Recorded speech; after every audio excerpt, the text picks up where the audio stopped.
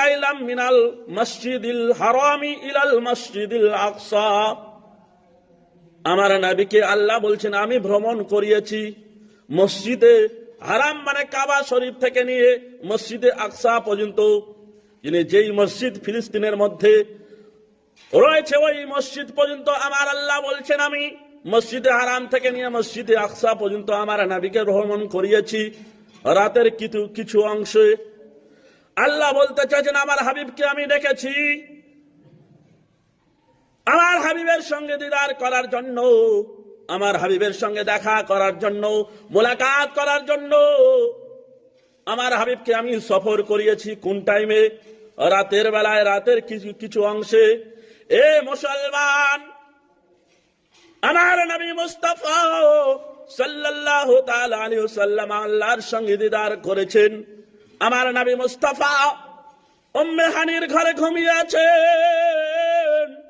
ইতি সময় আল্লাহর অর্ডার হয়ে গেল, এ আমার জিবরাইল, এ আমার ফেরেশতা, এ আমার ফেরেশতার হেড কমান্ডার জিবরিল আমিন, যাও যাও আমার হাবিবের সঙ্গে আমি মোলাকাত করব, আমার হাবিবের সঙ্গে আমি দেখা করব, আমার নবীর সঙ্গে আমি দিদার করব। যাও জান্নাত থেকে একটা বুরাক নিয়ে চলে যাও, সওয়ারি নিয়ে চলে যাও, আমার হাবিবকে নিয়ে চলে আসো। এ ব্রাদার জিবরিল আমিন চলে গেলেন জান্নাত থেকে একটা বুরাক নিয়ে।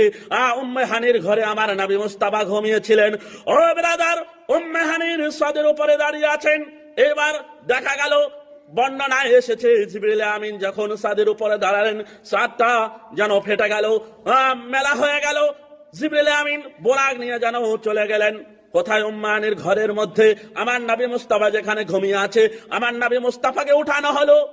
জিবরিল আমিন উঠালেন আর বলছেন ইয়া রাসূলুল্লাহ, ইয়া হাবিবাল্লাহ, আপনার জন্য সুসংবাদ আছে, আপনার জন্য ভালো সংবাদ আছে, আপনার জন্য খুশির সংবাদ আছে।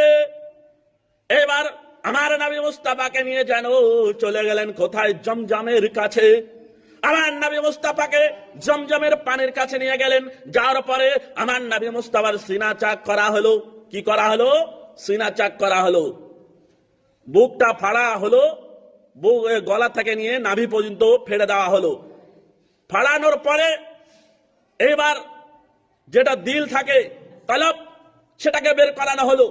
বের করার পরে জমজমের পানি দিয়ে সুন্দর করে পরিষ্কার করে ধুত করা হলো। কিতাবের মধ্যে পরিষ্কার লেখা আছে আমার নবী মুস্তাফার যখন অপারেশন হচ্ছিল, যখন বুকটা ফাড়া হচ্ছিল, যখন সিনা চাক করা হচ্ছিল, আমার নবী মুস্তাফার শরীরে এক চুল পরিমাণ লাগেনি, এক চুল পরিমাণ আমার নবী মুস্তাফা আ করেনি, এক ফোঁটা রক্ত